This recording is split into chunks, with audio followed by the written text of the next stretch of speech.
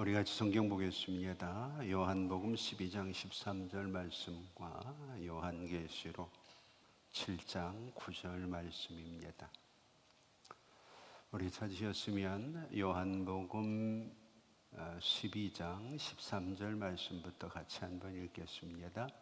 종려나무 가지를 가지고 맞으러 나가 외치되 호산나 찬송하리로다. 주의 이름으로 오시느니 곧 이스라엘의 왕이시여 하더라. 아멘. 이어서 우리 계시록 7장 9절 말씀 찾으셨으면 우리 한 번 더 마음을 모아서 같이 한번 읽겠습니다. 이 일 후에 내가 보니 각 나라와 족속과 백성과 방언에서 아무도 능히 셀 수 없는 큰 무리가 나와 흰옷을 입고 손에 종려 가지를 들고 보좌 앞과 어린 양 앞에 서서. 아멘. 오늘 특별히 전 세계적으로 종려주일로 지킵니다. 오늘 종려주일에 우리가 하나님께서 이 주간을 통해서 우리에게 주시는 은혜가 무엇인지 하나님의 말씀 속에서 한번 묵상하고, 우리가 매년 지키는 절기지만 우리가 정말 성경의 의미대로 잘 지키고 있는지를 확인하고 점검하는 그런 시간이 됐으면 좋겠습니다. 종려주일이니까 이런 질문 한번 해볼까요? 성경에, 특별히 신약 성경에 종려나무 혹은 종려나무 가지, 종려주일과 관계되어진 이 종려라는 말이 몇 번이나 나올까요?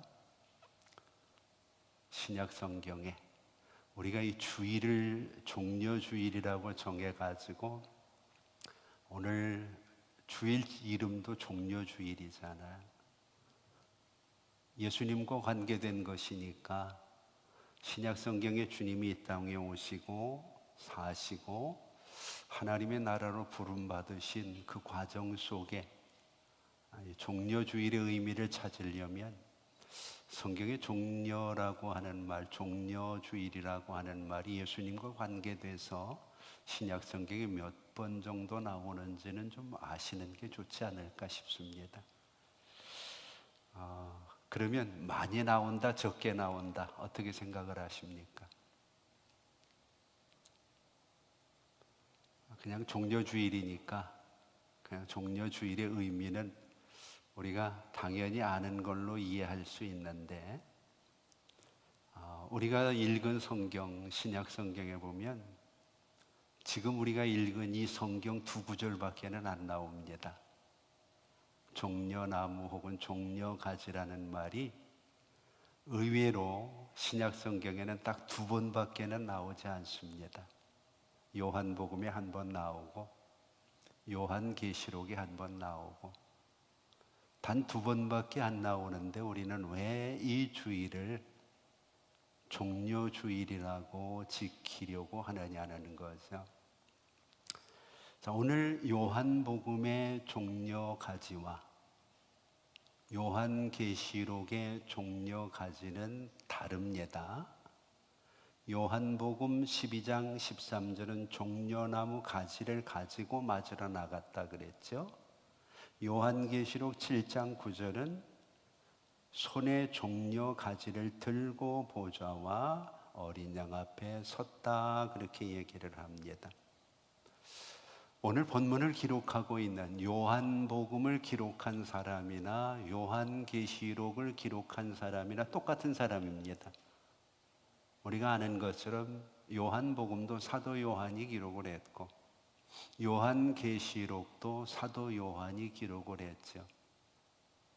우리가 본문을 잘 살펴보면 요한복음의 종려나무 가지에 대해서 기록을 하고 그것의 의미를 부여했는데 그 의미대로 실천이 안 된 겁니다.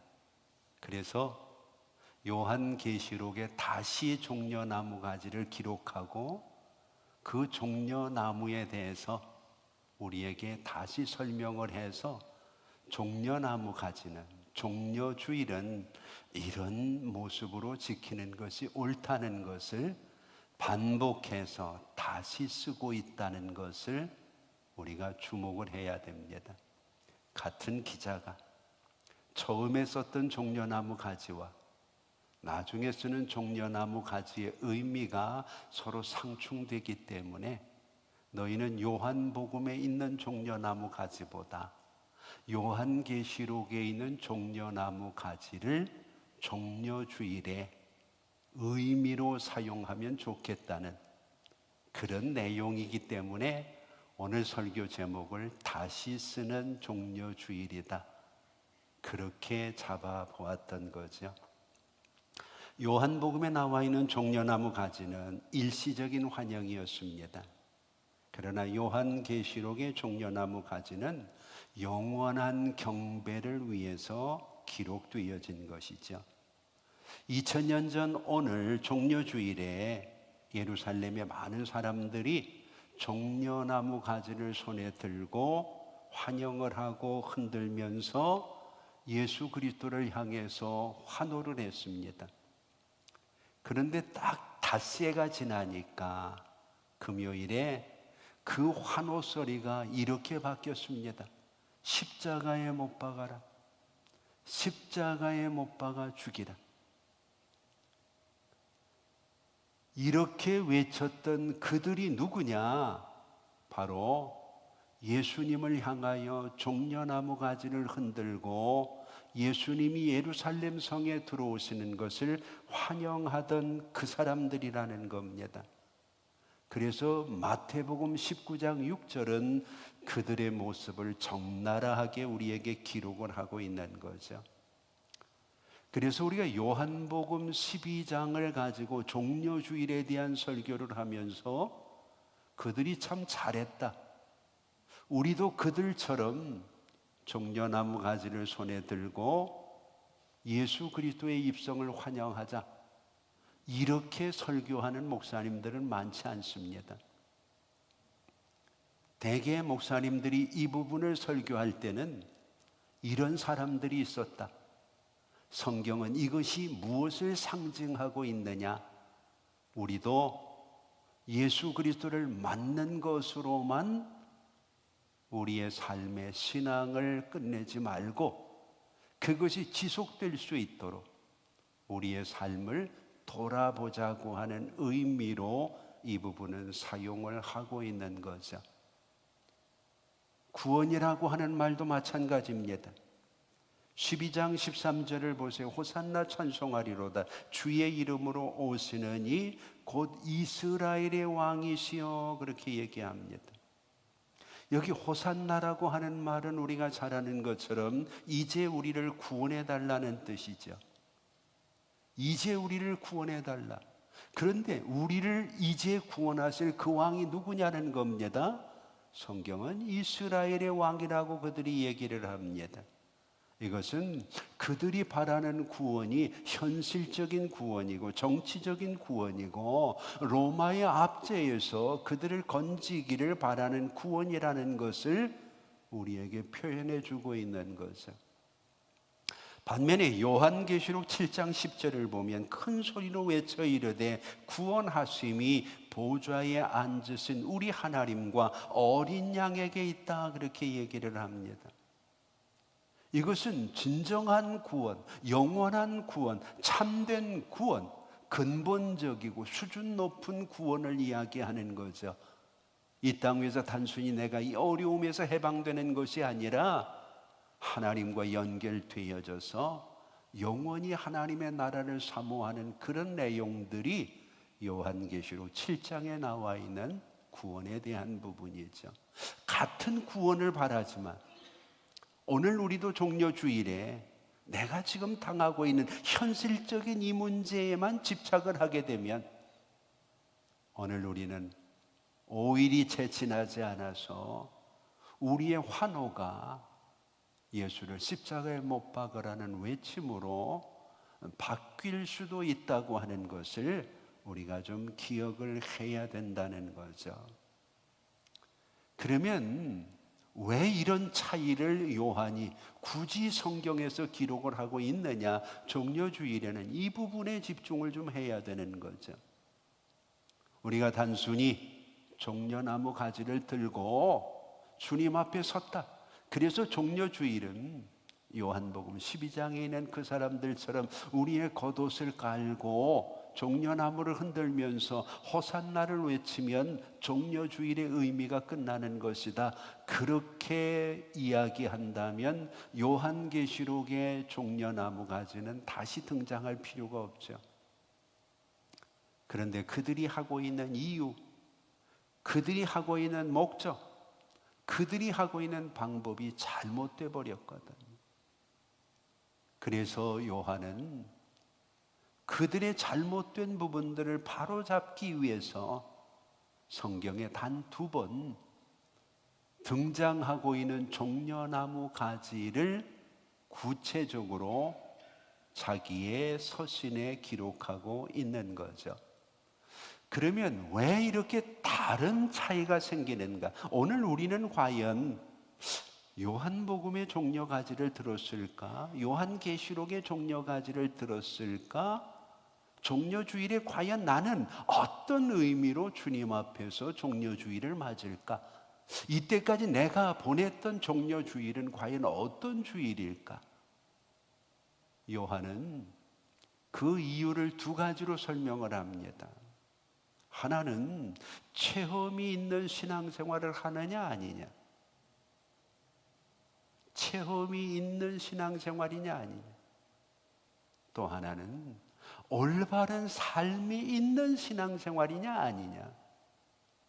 2개의 성경 구절에 2개의 종려나무에서 체험이 없는 사람들과 체험이 있는 사람들, 올바른 삶이 있는 사람들과 올바른 삶이 없는 사람들의 종려주일은 하늘과 땅의 차이라고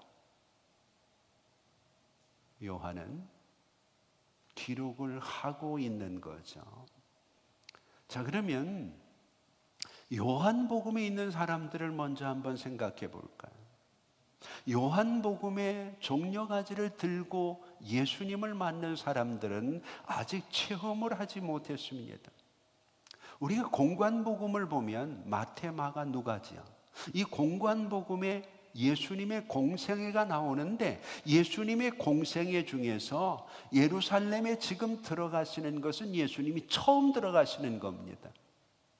공관복음을 보면 그 이전에는 예수님이 갈릴리를 중심으로 해서 사역을 했지 예루살렘에 들어가시지 않았습니다. 그러니까 예루살렘에서 지금 예수님을 맞이하는 사람들은 예수님을 만나본 적이 없는 거죠. 예수님이 하신 것에 대해서 직접 체험을 하지 못했던 겁니다. 그래서 그들은 소문을 많이 들었을 뿐입니다. 지금 예수님이라는 사람은 많은 사람들을 감동시키는 이야기를 한다더라, 많은 병자들을 고쳐주었다더라, 무리를 걸었다더라, 물고기 2마리와 보리떡 5개로 5,000명을 먹이셨다더라. 다 카더라라는 믿음을 가지고 있는 거죠. 누군가에게 들은 이야기입니다. 내가 직접 보고 내가 직접 경험하고 내가 직접 주님과의 교제를 통해서 얻은 지식은 아니었다는 거죠. 특별히 결정적인 사건은 바로 앞부분입니다. 요한복음 11장에서 예수님께서 나사로를 살리시잖아요. 나사로를 살립니다. 이 결정적인 부분이죠. 나사로를 살리신 그 장소가 예루살렘과 붙어있는 베단이라는 곳이잖아요. 그래서 실질적으로 우리가 성경을 보면 요한복음 12장 17절에 18절에 그들이 지금 예수님을 맞게 되는 이유를 주님이 구체적으로 설명을 합니다. 나사로를 무덤에서 불러내어 죽은 자 가운데서 살리실 때 함께 있던 무리가 증언한지라 이에 무리가 예수를 맞음은 이 표적 행하심을 들었음이로라. 그들이 본 게 아니고 나사로가 살아나는 그 현장에서 사람들이 그 현장을 보고 집으로 돌아와서 예루살렘으로 들어와서 나사로가 살았다. 그 나사로를 살린 분이 오늘 온다더라. 들은 겁니다. 이런 이야기를 듣게 되니까 그들이 몰려 나온 거죠. 그들이 예수를 맞으면 이 표적 행하심을 들었음이라, 그렇게 소문을 듣고 흥분한 겁니다. 오늘 우리가 신앙생활을 하면서도 의외로 많은 사람들이 남의 간증만 듣습니다. 내가 직접 예수를 만나고, 내가 직접 하나님의 은혜를 경험하고, 내가 직접 하나님의 역사 속에서 인격적인 체험이 없는 경우가 많다는 겁니다. 그러니까 오늘 교회에서 종려주일이라 하더라, 오늘 찬양을 들어보니까 은혜가 된다고 하더라, 들은 것으로만 끝내면 채 5일이 지나지 않아서, 5일이 뭡니까? 오늘 우리가 종려주일을 지키고 돌아서면서 오늘이 종려주일인지, 종려주일을 지낸 사람이 어떻게, 예수를 맞이하고 만난 사람이 어떻게 한 주간을 살아야 되는지 그냥 잃어버리고 똑같이 세상으로 나가는 경우들이 많잖아요. 이유는 간단합니다. 체험이 없기 때문에. 기독교는 체험의 종교입니다. 내가 만나야 되고, 내가 경험해야 되고, 내가 느껴야 되고, 내가 구원을 받아야 되고. 여러분, 묻어 다니는 것으로 만족하지 마시기를 바랍니다. 내가 어느 틈엔가 밀려서 이 자리에 있는 것으로 내가 굉장히 믿음 좋은 사람인 것처럼 착각하지는 말자는 겁니다. 반면에 요한계시록을 한번 보죠. 요한계시록의 사람들은 흰 옷을 입었습니다. 손에 종려 가지를 들었습니다. 이들은 체험을 한 사람들입니다. 뭘 체험을 했는가? 성경은 그들이 특별히 박해를 체험했다, 그렇게 얘기합니다. 13절 14절을 한번 보세요. 이 흰옷을 입은 자들이 누구며 또 어디서 왔느냐? 내가 말하기를 내 주여 당신이 하시나이다 하니 그가 나에게 이르되 이 큰 환난에서 나오는 자들인데 어린 양의 피에 그 옷을 씻어 희게 하였다, 그렇게. 큰 환난을 통과한 사람들, 큰 환난과 고난을 경험한 사람들, 그래서 그것을 통해서 믿음을 지키고 그것을 통해서 주님과 함께 하심을 경험했던 사람들이 오늘 요한계시록 7장에 나와 있는 사람들이라는 거죠. 요한복음에 나와 있는 사람들은 그 환영이 얼마 가지 못했습니다. 예수를 배격하고 자기들의 기준에 맞지 않으니까 로마의 군영으로 들어가서 로마의 군대들을 쳐부셔야 되는 왕이 성전에 들어가서 성전의 장사꾼들의 상을 뒤집어 엎고 자기들 생각에는 전혀 엉뚱한 짓을 하는 겁니다. 우리 왕은 이런 왕이 아닌데, 우리를 이 로마의 압제에서 해방시켜 줘야 되는데, 우리도 예수를 믿으면서 내가 가지고 있는 이 고난에서 주님이 나를 벗어나게 해주셔야 되는데, 내가 원하는 기대대로 주님이 역사하지 않을 때 오늘 우리는 곧 요한복음에 나와 있는 이 사람들처럼 환호하는 소리가 예수를 못 박으라고 하는 외침으로 순식간에 바뀔 수 있다는 것. 내가 원하는 예수를 믿지 말고 주님이 보여주시고 보내주신 예수를 믿을 수 있는 믿음을 회복하는 것이 종려주일의 중요한 의미라는 것을 잊지 마시기를 바랍니다. 그래서 사도 요한은 의도적으로 요한복음과 요한계시록의 이 두 번의 종려나무 가지라고 하는 것을 비교해서 성경에 기록하고 있는 것을 기억하시면 좋겠습니다. 사실 우리가 다른 성경을 보면 왜 종려나무 가지가 안 나오는가? 왜 종려나무가 안 나오는가? 성경은 요한복음에만 요한이 쓴 책에만 이것을 강조하고 있는 이유가 요한복음도 그렇고 요한계시록도 그렇고 성경의 마지막 부분이거든. 제일 끝에 기록한 책이거든.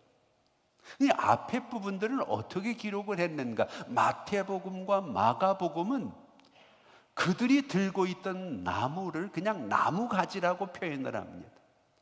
종려라는 말이 없습니다. 나무 가지를 들고 나왔다고 얘기를 물론 그것은 종려나무 가지를 상징하지만 마태와 마가는 별로 그것을 중요하게 취급을 안 했던 거죠.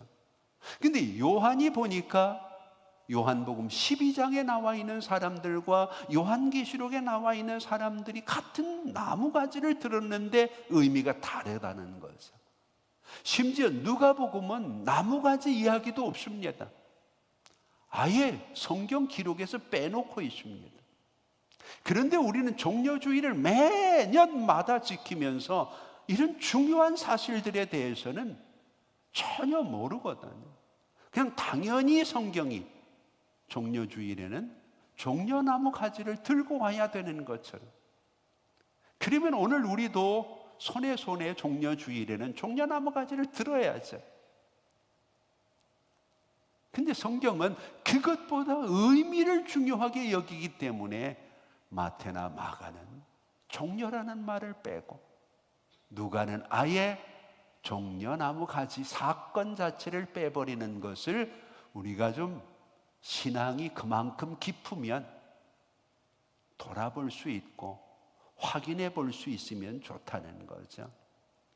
자, 그러면 오늘 우리가 이제는 요한계시록에 나와 있는 이 종려가지, 영원한 이 종려가지를 요한이 기록하고 있는 의미는 무엇이고 우리는 이 종려주의를 어떻게 지내야 되는가?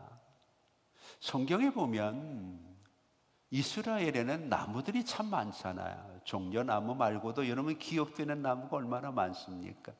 그 중에 대표적인 나무가 감람나무 같은 거죠. 예수님 앞에 늘 감람나무는 참 좋은 나무로 많이 기억이 되잖아요. 이 감람나무는 가지도 야트막하기 때문에 꺾기도 쉽습니다. 근데 이 종려나무는 키가 굉장히 크잖아요. 그리고 그 가지를 꺾으려고 하면 그 꼭대기까지 올라가야 되는데 이게 보통 일 아닙니다. 그런데도 불구하고 성경이 종려나무를 종려주일에 사용하는 이유가 뭐냐는 거죠. 이제 구약으로 넘어가야 됩니다. 구약의 의미들을 찾으면 왜 그들이 종려나무 가지를 들었다고 사도 요한이 성경 말미에 비교해 가면서 기록을 하고 있고 우리는 종려주일을 지키고 있는지를 확인할 수 있게 되는 거죠. 먼저 성경을 보면 종려나무는 휴식을 상징합니다. 그래서 출애굽기 15장 27절을 보면 이스라엘 백성들이 광야 행진을 할 때 참 힘들고 어렵잖아요.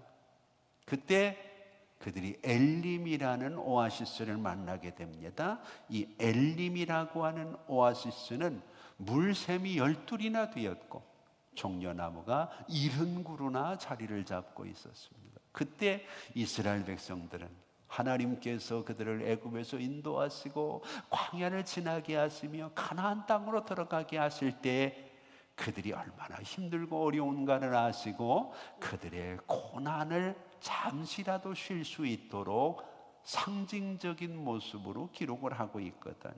그래서 그들은 종려나무 가지는 휴식을 상징하는, 안식을 상징하는 것으로, 이제 우리가 고난주간을 앞두고 있잖아요.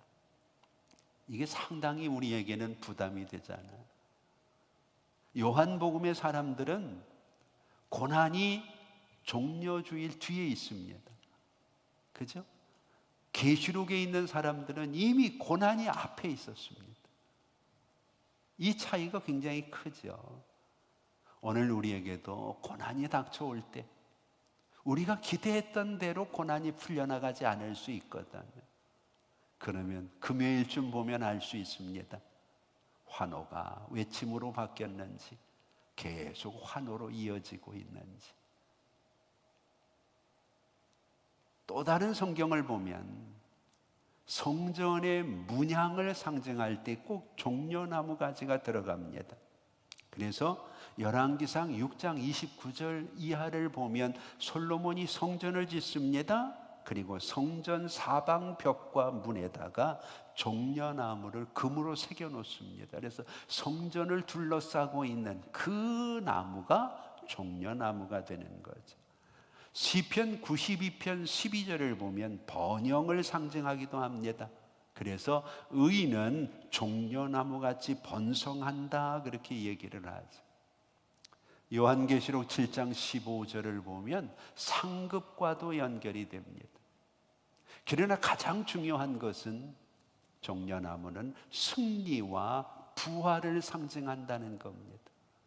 그래서 그들이 의미를 모르지만 그들의 손에다가 하나님께서는 이 고난을 통하여 승리하게 되실 주님, 다시 부활하실 주님이라고 하는 것을 그들이 그들의 손에서 고백할 수 있도록 요한복음과 계시록에 기록을 하고 있는 거죠.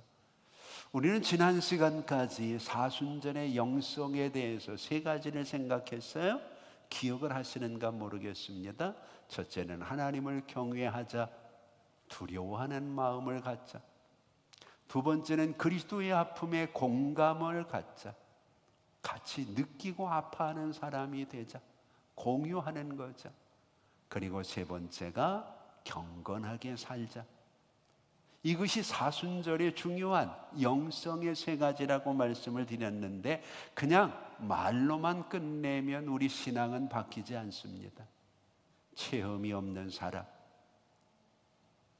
주님 앞에 올바른 생활이 없는 사람은 곧 요한복음에 나와 있는 이 사람들의 외침같이 될 수밖에 없다는 겁니다. 오늘 우리의 삶에서 이들이 입은 옷을 한번 보세요. 요한복음의 사람들은 제멋대로 옷을 입고 나옵니다. 그런데 계시록에 나오는 사람들은 옷이 똑같습니다. 흰 세마포라고 이야기를 해요. 흰 옷을 입은 자들이, 성경은 그것을 설명해 줍니다. 흰 옷은, 그들이 입은 세마포는 그들의 올바른 행실이다 그렇게 얘기합니다. 오늘 여러분, 기독교는 체험과 삶이 필요합니다. 오늘 우리가 바라는 그 예수만 생각하고 요한복음에 이 사람들처럼 종려주의를 보내면 종려주일의 의미는 확인되지만 곧 환호가 외침으로 바뀌어서 어쩌면 내가 예수를 십자가에 못 박는 끔찍한 자리에 들어갈 수도 있다는 거죠. 그래서 야고보는 우리의 믿음을 살아있는 믿음이 돼야 된다고 이야기하고 있는 거죠. 오늘 학자들은 우리가 이제 시작되는 고난주간을 시작하는 종려주일이라고 주보에도 얘기를 했잖아요. 고난주일을 시작하는 종려주일. 이 고난주간을 그들은 하나님 앞에서 어떻게 보낼까를 고민하면서 그레이트 위크라고 얘기합니다. 그레이트 위크, 위대한 주간, 위대한 주간. 또 신앙을 가지고 있는 보수적인 사람들은 홀리 위크라고 얘기합니다.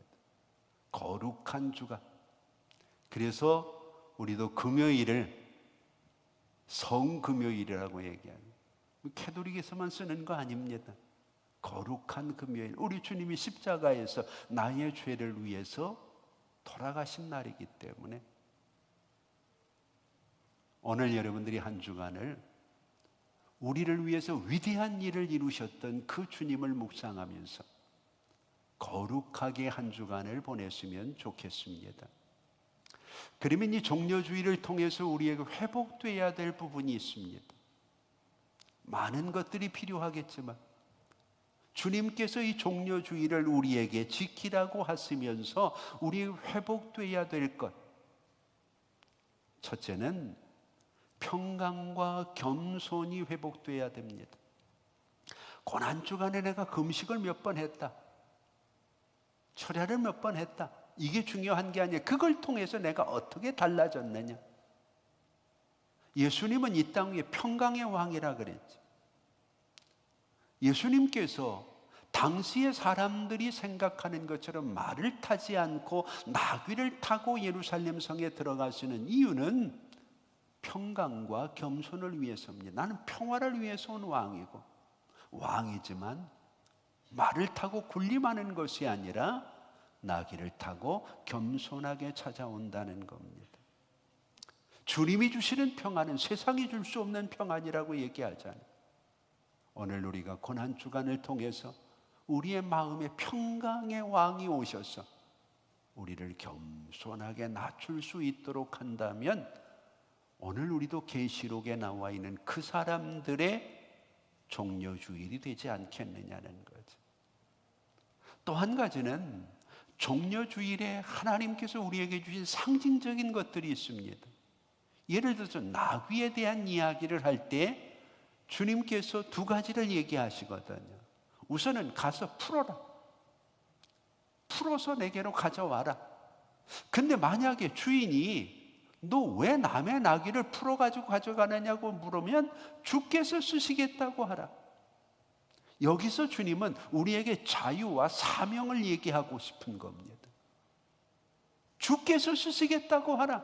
오늘 우리도 주께서 쓰시기를 원하신다는 거죠. 종려주일은 내가 주님 앞에 쓰임받는, 묶인 것을 풀어가지고 오라. 우리가 묶여있는 게 도대체 뭐냐는 거야. 죄에 묶여있는 사람, 정욕에 묶여있는 사람, 물질에 묶여있는 사람, 인정에 묶여있는 사람, 우리를 묶고 있는 것들이 있잖아요. 그것 때문에 사명을 제대로 감당 못하잖아요. 고난주간에는 종려주의를 통해서 우리가 영적으로 자유함을 누리죠. 하나님께서 우리에게 주시는 것처럼 우리에게 주어진 사명, 내가 주님을 위해서 일한다가 아니라 주께서 나를 어떻게 쓰실까를 고민하고 하나님 앞에 쓰임받는 사람이 돼야 된다는 거죠. 그러나 가장 중요한 것은 기쁨과 찬양의 회복입니다. 종려주의를 통해서 잃었던 기쁨, 잃었던 찬양을 회복하는 거예요. 그래서 마태복음 21장 9절이나 마가복음 11장 9절, 그리고 11장 10절, 누가복음 19장 38절 똑같이 찬송하리로다. 주의 이름으로 오시는 왕이 하늘에는 평화요, 가장 높은 곳에는 영광이라. 찬송하리로다.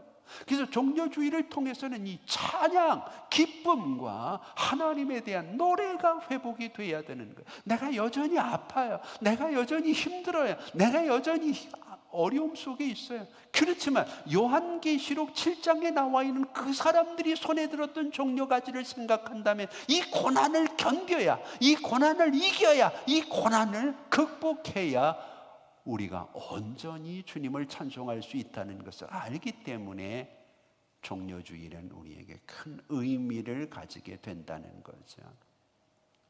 자, 이제 마지막으로, 그러면 우리는 어떤 믿음으로 주님 앞에 서야 종려주일의 평강과 겸손이 회복되고 우리에게 자유함과 사명이 회복되고 기쁨과 찬양이 회복될 수 있을까? 하나님은 회복의 하나님이시잖아요.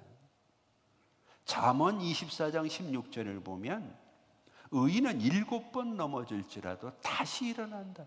넘어지지 않는 게 의인이 아니라, 죄에 빠지지 않는 게 의인이 아니라 거기서 다시 일어날 수 있고 하나님의 은혜를 덧입을 수 있는 것이 의로운 사람들의 모습이라는 거죠. 이 종려나무는 상징적으로 회복력이 있습니다. 큰 바람이 몰아치죠. 사막에 바람이 얼마나 셉니까? 다른 나무들은 다 꺾이는데 이 종려나무는 휜다는 거죠. 그렇게 큰 나무가 휘는 겁니다. 그리고 바람이 지나가면 다시 올라오는 겁니다. 그래서 종려나무는 부러지지 않는다는 거죠. 오늘 우리가 하나님 앞에서 믿음을 가지고 있다면 절망하고 낙심하고 포기하면 안 되죠. 우리가 잠시 휠 수는 있어도 내 안에 예수가 있기 때문에 우리는 회복력이 있다는 것을 믿으시고 종려주일에 이런 모습으로 우리의 신앙을 좀 정돈하면 어떨까 싶어요.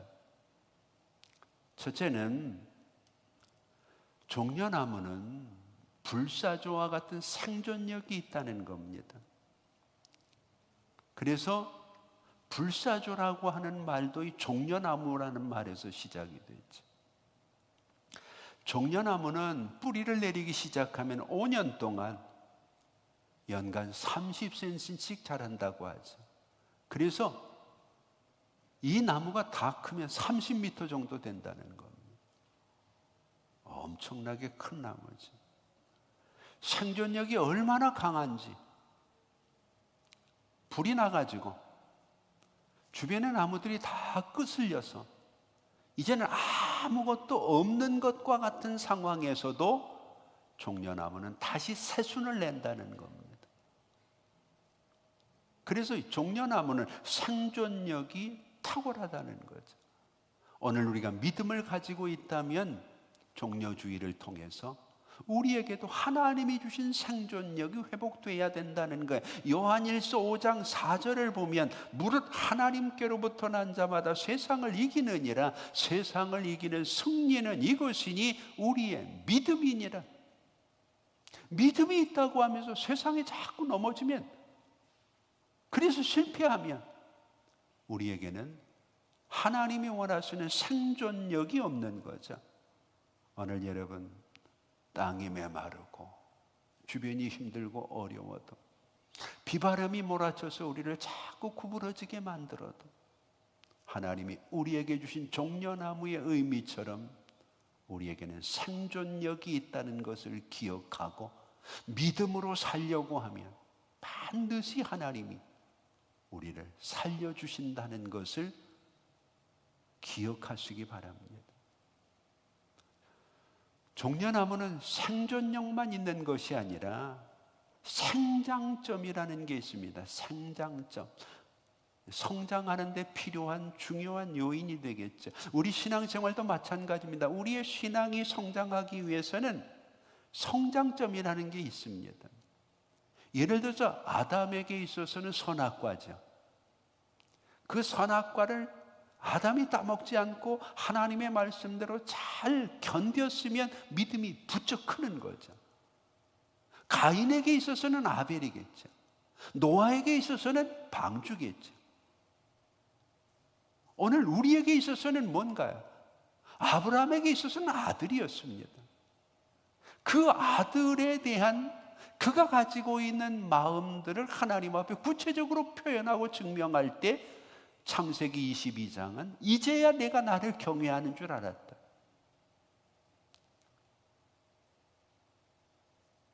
종려나무는 아무리 그 종려나무에 어려움이 다가오더라도 계속 크거든요.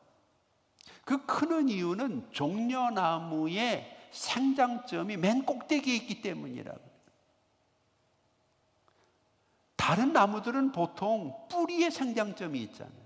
그래서 뿌리를 잘라내면 이 죽는 건데, 이 종려나무는 생장점이 맨 꼭대기에 있다는 거예요.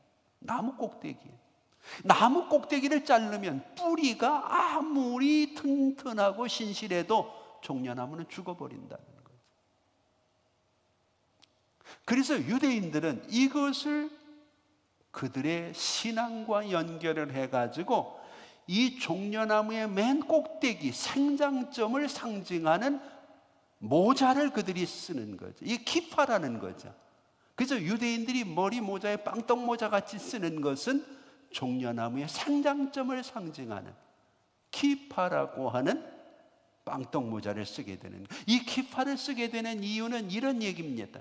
나는 하나님을 인정한다는, 나는 그분의 권위 아래에 있다는 것. 그들에게 있어서 키파는 그들의 신앙의 생장점이라는 것. 여러분들이 노아의 방주를 보면 다른 데 창문이 하나도 없잖아요. 노아의 방주의 창문은 오직 하나밖에 없어요. 노아의 방주의 키파는 바로 맨 꼭대기 하늘을 향하여 창문이 있는 거죠. 노아는 하늘만 바라봤습니다. 오늘 우리의 생장점은 어디 있나? 믿음의 주여 온전케 하시는 예수 그리스도를 바라보자. 오늘 여러분 6월절에 우리는 생존력만 회복하는 것이 아니라 우리에게 주어진 생장점도 회복을 해야 된다는 거예요. 그래서 예수를 바라보고 그 예수를 내 마음속에 모셔드리는 것, 영적인 기파가 종려주일에는 꼭 필요하다는 것을. 한 가지만 더 이야기를 하면 이 종려주일이 가지고 있는 종려나무의 의미는 타마르, 종려나무를 트마림이라고 하거든. 이 트마름에서 타마르라는 말이 나왔습니다. 본문에서는 번성이라는 의미로 사용이 되죠. 그래서 유대인들은 자녀들의 이름을 지을 때 이 타마르라는 이름을 많이 짓습니다. 타마르. 우리는 못 들어봤는데 이 타마르라는 말이 성경에는 다말이라는 말로 번역이 된 거죠. 다말. 그래서 다말 그러면 아이를 많이 낳는, 가정을 풍성하게 하고 번성하게 하는 딸이 됐으면 좋겠다. 그래서 딸을 낳으면 성경에 다말이라는 말이 많이 등장을 하는 겁니다. 그렇다고 또 딸 낳으실 분들이 또 다말이라고 의미가 좋습니다. 다말. 하나님께서 우리에게 원하시는 것은 우리가 생존하는 것, 우리가 성장하는 것, 거기서 끝나지 않고 다마르, 번성하기를 원하신다는 겁니다. 오늘 여러분들의 믿음도 번성하고 건강도 번성하고 오늘 여러분들의 사업도 번성하고, 이쯤에서는 아멘 해야 되는데 뭐 잘 번성하고 있으니까 아멘 안 하겠지? 다마르. 종려주일은 여러분들을 생존하게 하고 성장하게 하고 여러분들을 번성하게 하는 의미로 하나님께서는 뭐를 들게 하도록? 종려가지를 들게 하도록 하신 거죠. 다마르. 오늘 여러분 금년 종려주일에는 여러분들의 삶에 이런 성경적인 의미들이 회복돼서 꼭 의미 있는 그런 종려주일이 되기를 바랍니다.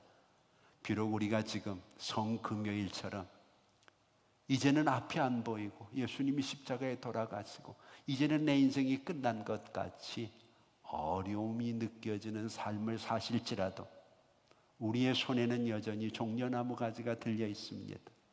이 종려나무 가지의 최종적인 의미는 승리와 부활입니다. 우리에게는 주일이 기다리고 있습니다. 부활 주일이. 예수를 믿는 사람들은 제대로 된 체험과 제대로 된 믿음을 가지고 살 때 요한계시록에 흰옷 입은 성도들처럼 주님 앞에서 분명히 승리와 부활을 상징하는 종려나무를 넘어가지를 들고 주님을 환영하는 그 무리에 저와 여러분들이 있을 것을 기대하고 기도하고 함께 믿고 종려주일을 잘 보낼 수 있기를 주의 이름으로 축복합니다. 기도하겠습니다. 이제는 우리 주 예수 그리스도의 은혜와 우리 아버지 하나님 극진하신 사랑하심과 성령님의 감화 감동 위로 교통하심이 오늘 종려주일을 맞이하면서 종려주일이 두 가지 의미가 있다는 것을 꼭 기억하고 요한복음에 있는 사람들처럼 일시적으로 분위기에 들떠서 종려주일을 지키는 것이 아니라 우리에게 주어진 고난과 어려움들을 잘 극복하고 승리와 부활의 종려가지를 들고 주님 앞에 생존하고 성장하고 번성하는 종려주일이 되기를 원하는 우리 성도들 머리 위에 이제부터 영원토록 함께 있을지어다. 아멘.